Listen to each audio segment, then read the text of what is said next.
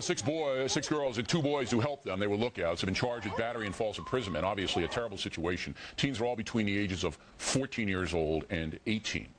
Joining us now from Fort Lauderdale, defense attorney Allison Gilman. This is so terrible because it was thought out. This is not some kind of spontaneous act. It was some internet beef. The girl was allegedly doing something on the internet that these people didn't like. Picked her up in a car, took her to one of their grandmother's homes, who wasn't in the house at the time.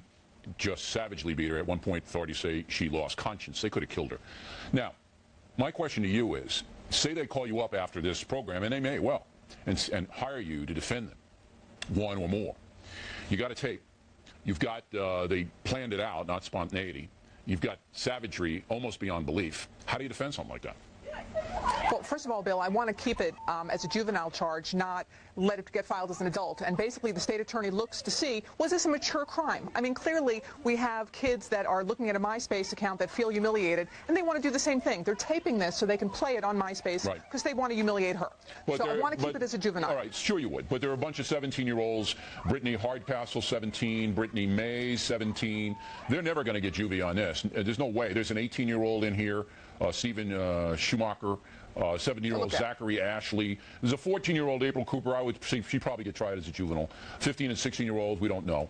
But let's say that your client gets into adult court and you have a jury, and the jury sees this horrific tape and knows that it was planned out and knows that it was 8 against 1. What kind of argument can you make? Well, the argument that you make is you're not getting not guilty on this case. I mean, obviously, the videotape is the videotape. But what they're charging them with doesn't fit the crime. They're charging them with felony battery. Okay. So let's say, would you plea this out to battery? Would you plea it out to that?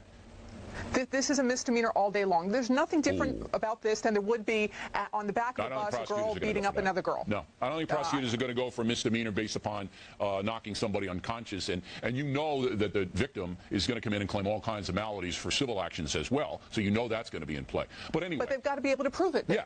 You have to have a doctor to come in and say, this is what happened. Permanent disfigurement. Yes, but where's the disfigurement? I don't know. We'll see what happens. Some around. She supposedly has some hearing deficit now. I don't know. I'm not trying to case on TV. But I will tell you this. If I'm on the jury, I know that girl who was beat up is never going to be the same in her whole life. This will always stay with her. And how it affects her she's 16. So now that you've changed the girl's life forever, the people who did that must pay a price. And you've got to send a message to other kids who might want to do the same thing. I'll give it the last word.